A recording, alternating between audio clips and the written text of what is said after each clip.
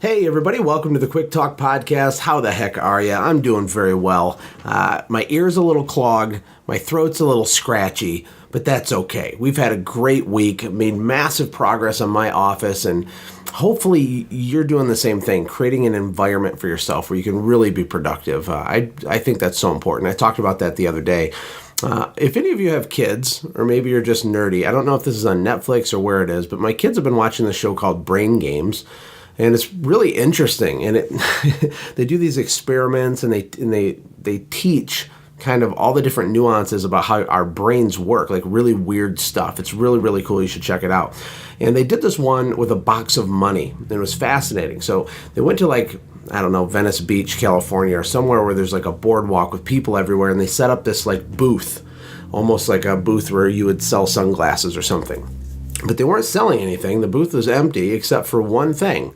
It had a giant sign on the booth that said free money. And then they had a big box that was see-through. It was like acrylic or plexiglass or something. And inside the box was a whole bunch of cash. They literally had like the box filled up with cash. And they're standing there and they're waiting for people to come up and trying to figure out if people will take the free money. And it was really fascinating to watch. Because people didn't believe it was true, so they just kept walking, and they'd look at it and they'd just keep walking. And it was absolutely true. You could have, if you wanted to, walk right up to the box, stuff your pockets full of all the cash, and walk away, and that would be great. But no one did that. And what was even more fascinating is, as some people did walk up to the booth, they're asking the guy in the booth, like, "What is this? Is this a scam? Is this legit?" He's like, "No, it's just free money. Go ahead, take some free money."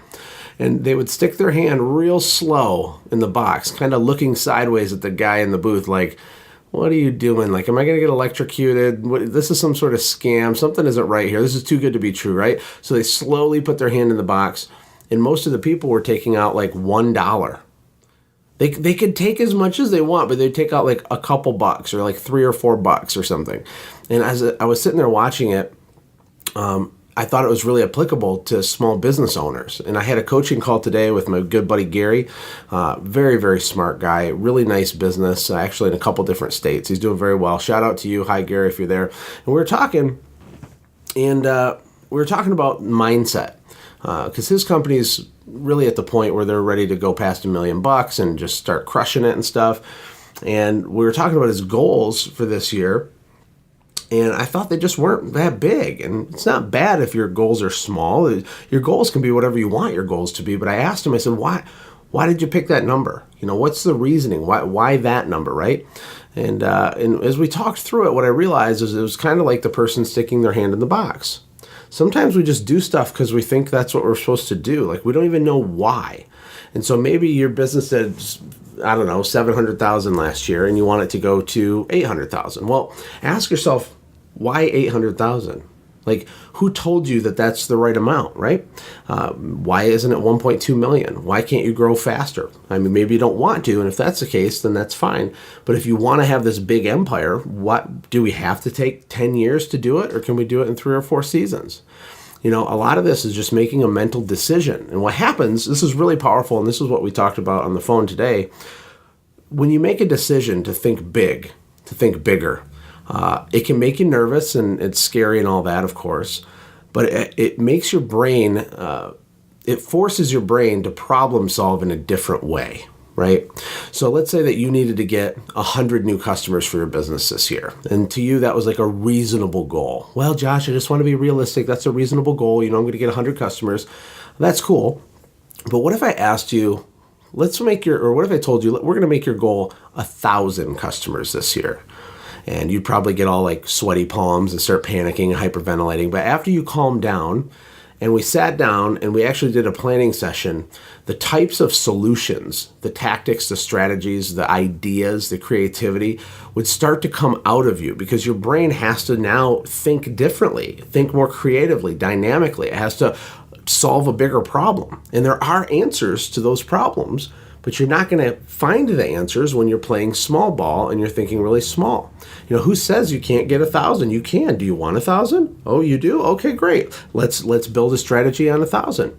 And some of the tactics might change. Your strategy changes. The level of intensity or the amount of effort or the amount of whatever it is that you're going to do to get the customers, it's just bigger.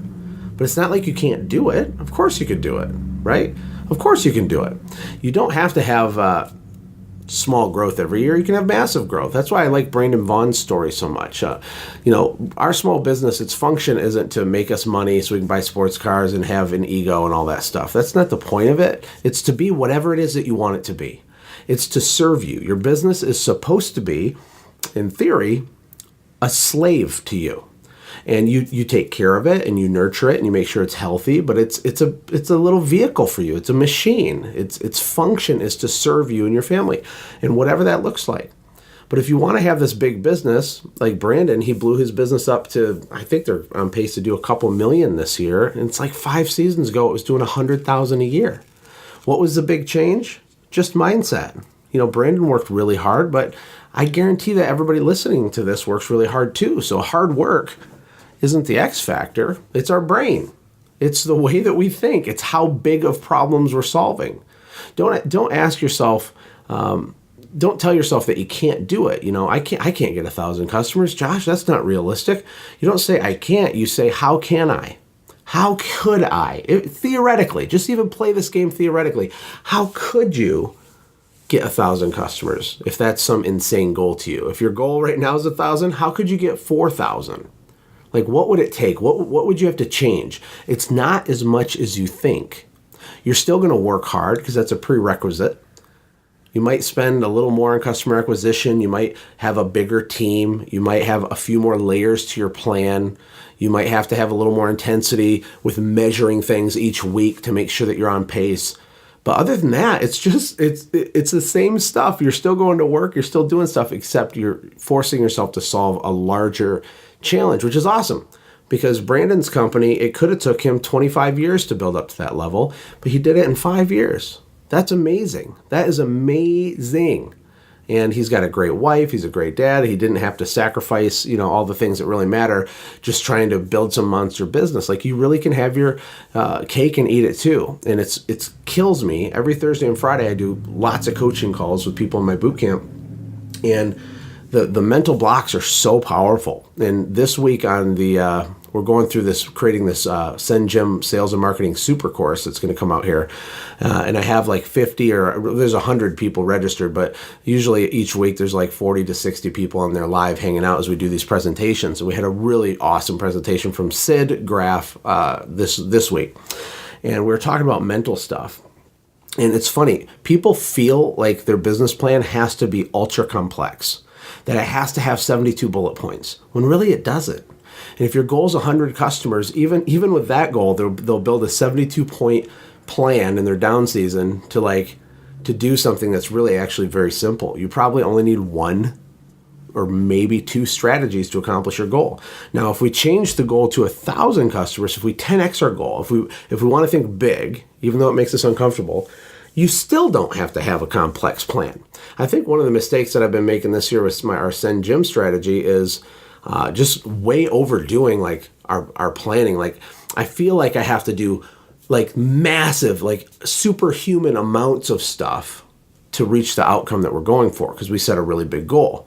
But deep down, I know that that's not true. But I just want you guys to know that I relate, because I'm kind of living this myself right now with where we are, right? Going from, just over $1 million to 10 million in revenue.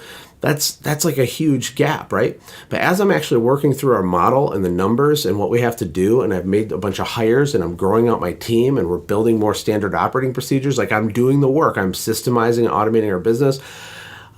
There's no guarantee it's going to happen or work, right? But when I look at it, it's actually completely doable. It really is. But it starts with a belief. If you don't think you can do it, you're done before you start.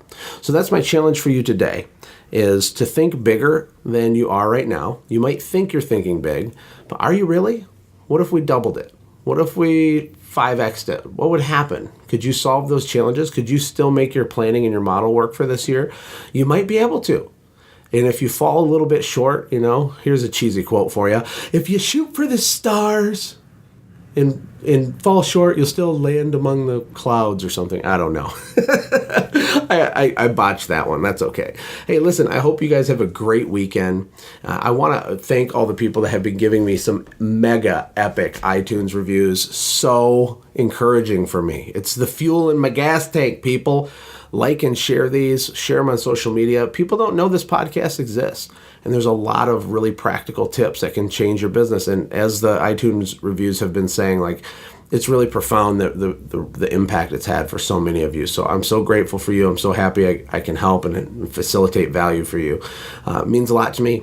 God bless. I'll talk to you guys tomorrow. Hey, thanks for hanging out, friends. And from all of us here at the Quick Talk Podcast team, we hope you loved today's show. We hope that you were inspired to become a doer and not just a listener. Apply what you've heard today in your own business and watch things change for the better. Lastly, remember that all the money in the world can't save your soul. Seek first the kingdom of God, my friends. We'll see you next time. For more information about the Quick Talk Podcast or Joshua's other businesses, visit our website, quicktalkpodcast.com. Have a blessed day.